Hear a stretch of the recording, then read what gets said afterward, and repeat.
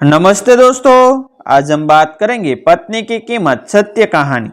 पत्नी काफी दिनों से पीछे पड़ी हुई थी। एक दिन जलाते हुए मुझसे बोली, मैं सारा दिन घर में काम करती हूँ, तुम्हें तो मेरी कोई फिक्र ही नहीं है। 2 साल हो गए, मैं अभी तक अपने मायके नहीं गई हूँ। मेरे पिताजी ने बड़ी गलती कर दी जो मेरी शादी दिल्ली में कर दी तुम्हारे साथ। मैं उत्तराखंड की रहने वाली लड़की हूँ। मैं गरीब हूँ। गांव में हमारी एक छोटी सी झोपड़ी है। तुम शहर में रहते हो, तुम्हारा शहर में अपना मकान है। तुम अमीर हो, इसलिए तुम्हें मेरी कोई फिक्र नहीं है। दिल्ली से उत्तराखंड इतनी दूर अकेली भी नहीं जा सकती हूँ। वैसे है तो मैं पढ़ी लिखी हूँ। अगर मैं अकेली चली गई तो तुम्हारे घर की बड़ी बदनामी होगी और मेरे मम्मी पापा भी पूछेंगे कि तुम अकेली क्यों आई, अपने पति को साथ क्यों नहीं लाई, और हमारे मोहल्ले वाले भी तरह तरह की बातें बनाएंगे। इसलिए मैं आज कह देती हूँ कि तुम मुझे मायके लेकर चलो, वरना आज मैं खाना पीना कुछ नहीं खाऊंगी। मैंने पत्नी के उदास चेहरे को देखा तो कंपनी में तुरंत कॉल किया और 4 दिन की छुट्टी मांग ली। पहले तो बहुत शिक्षित कहने लगा, अभी तुम्हें नौकरी में लगे हुए 3 महीने ही हुए हैं और तुम्हें भी अभी भी से ही छुट्टी चाहिए। अगर इस तरह जिम्मेदारी से काम नहीं करेंगे तो नौकरी से निकाल दिया जाएगा। मैंने बॉस को साफ साफ कह दिया। शादी को 2 साल हो गए और मेरी पत्नी मायके जाना चाहती है। इस बार छुट्टी दे दीजिए, आगे से कभी नहीं छुट्टी मिलूँगा। और बॉस ने छुट्टी दे दी। एक अंटे सीन में 2 जोड़ी कपड़े पत्नी ने मेरे भी रख लिए। दिल्ली के आनंदी विहार बस उड़े पहुँचे। वहीं पर हमें एक बस मिली जो उत्तराखंड की तरफ ही जा रही थी। पत्नी बताने लगी, रास्ते में नैनीताल भी मिलेगा, उसमें 400 किलोमीटर और आगे हमारा गांव है। तब मैंने कहा, मुझे मालूम है, तुमने मुझे 20 साल में 200 बार यह बात बताई है। और मैं हंसने लगा। पत्नी ने नाक सड़ाते हुए कहा, जब देखो हमेशा गुस्सा करते रहते हो। मैं थोड़ा और मुस्कुराया और हम दोनों बस में बैठ गए। बस ने अपनी रफ्तार पकड़ी। रात भर बस चलती रही। पत्नी मेरे कंधे पर सर रखकर सो चुकी थी। मैं भी सो चुका था। 15 घंटे लगातार चलने के बाद बस रुकी। ड्राइवर ने आकर हमें जगाया और कहा, रात भर से सो रहे हो, यह बस अब आगे नहीं जाएगी। आगे खड़ी पहाड़ियों का रास्ता शुरू हो जाता है। नैनीताल बहुत पीछे छूट चुका है, तुरंत बस खाली करो। मैं लड़ने लगा, अभी तो हमारा गांव आया नहीं, हम 20 रास्ते में नहीं उतरेंगे। ड्राइवर ने कहा, तो ठीक है, बस में बैठे रहो, ये वापस दिल्ली की तरफ जाएगी, तुम्हें दिल्ली वापस पहुंचा देते हैं। पत्नी ने मुझे समझाया। ड्राइवर ने, बहस मत करो, बस से नीचे उतर जाते ही शायद कोई हमें दूसरी बस या कोई और वाहन मिल जाए। हम लोग बस से नीचे उतर गए। बस वापस दिल्ली की तरफ चल पड़ी। उसे पहाड़ों के दूसरी तरफ हमें जाना था। पहाड़ों पर घने पेड़ और उसकी घनी छाया से सूरज की रोशनी भी जमीन पर नहीं आ रही थी। पत्नी बताने लगी, यह के सारे रास्ते मुझे मालूम है, चलो मैं तुम्हें शॉर्टकट रास्ते से अपने गांव से चलाती हूँ। चलते चलते दोपहर के 3 बज चुके थे। थकान के मारे मेरे दो पैरे सूज गए। मैं अपनी पत्नी पर चिल्लाया, तुम तो पहाड़ों पर यूं सड़ जाती हो जैसे कोई समतल जमीन हो, मगर मेरा तो बुरा हाल है। कुछ दूरी पर हमें एक पुराना सा मकान दिखाई दिया जो महल की तरह बना हुआ था। मैंने पत्नी से पूछा, वह क्या है? तब पत्नी बताने लगी, यह बहुत पुराना महल है जो खंडहर हो चुका है। कोई नहीं आता हमारे गांव को लोग कहते हैं कि इस महल के आसपास कभी नहीं जाना चाहिए, इसलिए मैं तो भी कभी भी आज तक इस महल के आसपास भी नहीं गई हूँ। तब मैंने कहा, मैं इस महल के भीतर जाकर देखना चाहता हूँ। क्यों लोग इस महल के नाम से डरते हैं। थक गया हूँ, थोड़ा आराम भी कर लूँगा। पत्नी ने कम से कम मेरा हाथ थाम लिया और मैं महल की तरफ चल पड़ा। वह महल ज़्यादा बड़ा नहीं था, लेकिन उसका डिजाइन, उसकी आकृति बहुत खूबसूरत थी। लेकिन धूल मिट्टी और उसकी दीवारों पर दरारें होने की वजह से उसकी खूबसूरती की चमक थोड़ी सी कम हो चुकी थी। उस छोटे से महल के भीतर हमने प्रवेश किया। दरवाज़ा उसमें था नहीं, शायद कोई शोर ले गया होगा। वहाँ दीवारों पर बहुत सारे तरह तरह के डिज़ाइन बने हुए थे। कमरे के भीतर भी एक कमरा और था, वहाँ थोड़ा अंधेरा था। मोबाइल की टॉर्च जलाकर मैंने चारों तरफ देखा। एक पुरानी सी रजाई में कोई लेटा हुआ था। मैंने जोर से कहा, कौन है रजाई के भीतर, कौन है? अपना चेहरा दिखाओ। मैंने जवाब रजाई हटाई तो उसमें एक बुजुर्ग आदमी बुरी तरह कांप रहा था। उसने जब मेरा चेहरा देखा तो उसके चेहरे में चमक आ गई। वह उठ बैठा और कहने लगा, बरसों से मैं तुम्हारा इंतज़ार कर रहा था कि तुम ज़रूर आओगे, ज़रूर आओगे। और यह साथ में तुम्हारी प्रेमिका है। मैंने उस बुजुर्ग की बात सुनने के बाद जवाब दिया, यह प्रेमिका नहीं, मेरी पत्नी है। वह बुजुर्ग खड़खड़ाते हुए उठा और उसने कहा, मेरे पीछे आओ। महल के पीछे वाले हिस्से में सीढ़ियों नीचे की तरफ जा रही थी। वहाँ एक तहखाना था। हम बुजुर्ग के पीछे पीछे चलते गए। सामने दीवार आई और दीवार पर 2 तस्वीरें लटकी रही थी, जिस पर काफ़ी धूल जम चुकी थी।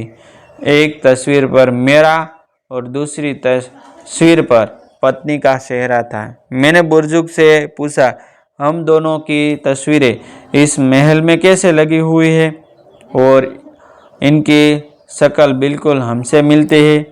बुजुर्ग ने बताया, मैं बस तुम्हारा इंतज़ार कर रहा था। मेरे पास खजाने की चाबी है। मुझे पूरा यकीन था तुम दोनों यहाँ ज़रूर आओगे। मैं रोज़ प्रार्थना करता था और मेरी प्रार्थना सफल हुई। बात पुरानी है। मेरे पिताजी इस महल में साफ सफाई का काम किया करते थे।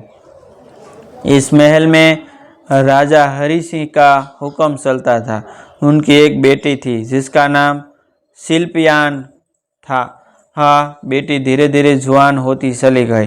राजा हरि सिंह के पास बहुत खजाना था जो उन्होंने इस महल में छिपा कर रखा हुआ था। वह अपनी बेटी की शादी धूमधाम से करना चाहते थे। एक रात शिल्पयान तुम्हारे कक्ष में आए और मुझे बताने लगी कि काका, मैं तुम्हारे बेटे से बहुत प्रेम करती हूँ। बचपन से ही हम साथ साथ खेलते थे और बड़े हुए। मैं शादी करूँगी तो सिर्फ ने सिर्फ तुम्हारे ही बेटे से। उसकी बातें सुनकर मैं हैरान रह गया। मैंने कहा, मेरे पिताजी इस महल की साफ सफाई करते थे और मैं भी इस महल की साफ सफाई करके अपने दिन बिता रहा हूँ, मगर मेरे बेटे से तुम शादी कर लोगी, यह राजा हरि सिंह को कभी कबूल नहीं होगा। और हुआ भी ऐसा ही। राजा हरि सिंह को यह बात जल्दी मालूम हो गई। राजा हरि सिंह ने जंगल से कुछ जहरीले सांप मंगवाए और मेरे बेटे और अपनी बेटी शिल्पयान को एक कमरे में बंद कर दिया और उनसे कहा, मैं तुम दोनों की शादी कर दूंगा, मगर एक शर्त है। एक ही कमरे में तुम दोनों को आज रात भर रहना होगा। हम कुछ समझ नहीं पा रहे थे। दोनों को कमरे में बंद करके बाहर से ताला लगा दिया और राजा हरि सिंह इस महल को छोड़कर न जाने कहाँ चले गए। और सुबह होने पर जब मैंने दरवाज़ा खटखटाया तो अंदर से कोई जवाब न आया। आखिरकार मैंने ताला तोड़ दिया, देखा तो अंदर मेरा बेटा और राजा की बेटी मूर्त पड़े हुए थे। गांव वालों ने बताया कि इन दोनों को सांप ने काट लिया है। शायद कोई जहरीला सांप होगा, शायद कोई जहरीला सांप होगा। मैंने गांव वालों को अपने बेटे और राजा की बेटी दोनों की प्रेम कहानी के बारे में बताया तो गांव के एक चित्रकार ने तुम दोनों की पेंटिंग बना दी, जिसे मैंने इस तहखाने में रख दी और उसके बाद मैंने अपने हाथों से अपने बेटे को शमशान में जला दिया और राजा हरि सिंह की बेटी को भी मैं उदास हो चुका था। राजा हरि सिंह का कुछ अता पता नहीं था। तभी गांव के एक पंडित जी ने भविष्यवाणी की कि तुम चिंता न करो, तुम्हारा बेटा फिर जन्म लेगा और वह तुमसे मिलने फिर आएगा। जिन लोगों की अकल मृत्यु हो जाती है उन्हें फिर से जन्म मिलता है। अगर दुनिया में किसी बेगुनाह लोगों को अचानक मार दिया जाता है, वह फिर जन्म लेते हैं, फिर प्यार करते हैं और फिर से इतिहास रचते हैं। बुजुर्ग ने मुझे गले से लगाते हुए कहा, तू ही मेरा पिछले जन्म का बेटा है और यह मेरी होने वाली बहू। इसके बाद उन बुजुर्ग ने दम तोड़ दिया। महल के बाहर कुछ लकड़ियाँ इकट्ठी करके मैंने उन्हें जला दिया, उसको देन दे दिया। मैंने अपनी पत्नी से कहा, क्या तुम सच में राजा हरि सिंह की बेटी थी जो मुझे पिछले जन्म में मुझसे प्यार करती थी, लेकिन इस जन्म में तुम मेरी पत्नी बनकर मेरे सामने आई हो। लेकिन मुझे यह बात हजम नहीं हो रही थी। लेकिन मेरी और मेरी पत्नी का इस महल में तस्वीरों का मिलना इस बात का सबूत था कि हम दोनों इस महल में पहले भी कभी आए होंगे। आज तक तो पुनर्जन्म की कहानी में, किताबों में और फिल्मों में देखता हुआ आ रहा हूँ, लेकिन आज मेरे ही साथ ऐसी घटना घटी। मैं सोच में पड़ गया और हैरान हूँ। अगर मैं लेखक ना होता तो इस बात को कभी न लिख पाता। जो चाबी मुझे उन बुजुर्ग ने दी थी, वह चाबी लेकर मैं पत्नी के साथ पत्नी के मायके पहुँच गया। 3 दिन वहाँ रुका और इन 3 दिनों में पुनर्जन्म की ही बातें चलती रही। वहाँ के आसपास के बुजुर्ग लोगों ने बताया, इतना तो हमने भी सुना है कि यह महल राजा हरि सिंह का था, लेकिन डर के मारे वहाँ कोई नहीं जाता था। मैं अपने सास ससुर, अपनी पत्नी और कुछ गांव वालों को साथ लेकर दोबारा उस महल में गया। तहखाना की भीतर जाने के बाद हमें वहाँ पर एक तिजोरी नजर आई। चाबी मेरे ही पास थी। चाबी लगाते ही तिजोरी खुल गई। उसमें पुराने ज़माने का सोना, चांदी, आभूषण वगैरह रखे हुए थे। कुछ गांव वालों ने कहा, इस खजाने के बारे में तो हमने बहुत सुना था, लेकिन सुनी सुनाई बातों पर हम ज़्यादा गौर नहीं किया करते थे। पत्नी ने कहा, अब तो यह सारे आभूषण हमारे हैं। तब मैंने पत्नी और गांव वालों को बताया, यह हमारी पिछली जिंदगी का किस्सा था जो खत्म हो चुका है। इस धन की हमें आवश्यकता नहीं है। यह खजाना सरकारी खजाने में जमा होना चाहिए। अधिक धन की वजह से ही रिश्तों में दरारें और करारें पड़ जाती है। मैं शहर में नौकरी करता हूँ और मैं अपनी मेहनत पर विश्वास करता हूँ। मैं अपने परिवार को अच्छे से पाल सकता हूँ, इसलिए मुझे इस धन की आवश्यकता नहीं है।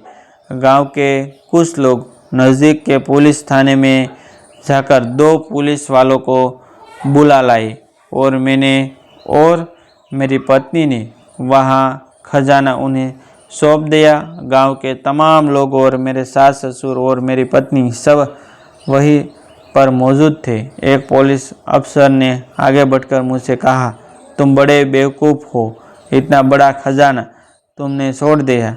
तब मैंने सब गांव वालों को और उन पुलिस अफसर को बताया कि सबसे बड़ा खजाना तो मेरी पत्नी है जो मुझे वापस मिल गई। मेरी बीवी खजाने से कम नहीं है। जिस पुरुष को पिछले जन्म की प्रेमिका इस जन्म में पत्नी के रूप में मिल जाए वह पुरुष बड़ा ही सौभाग्यशाली होता है। सब गांव वालों ने और पुलिस अफसरों ने जोरदार तालियां बजाई, जोरदार से जोरदार तालियां बजाई। सब लोगों ने एक साथ कहा, सच में पत्नी ही असली खजाना होती है। जिस पत्नी का साथ मिल जाए वह कभी गरीब नहीं होता। इन आभूषणों से पत्नी की कीमत को तोला नहीं जा सकता है। हमें गर्व है हम ऐसे देश में रहते हैं जहां आज भी ऐसे नौजवान पुरुष रहते हैं जो सोने चांदी के आभूषणों से नहीं अपनी पत्नी से प्रेम करते हैं। इस घटना के बाद से हम पति और पत्नी में और नज़दीकियाँ बढ़ गई। पत्नी मेरा कहना मानती है और मैं पत्नी का।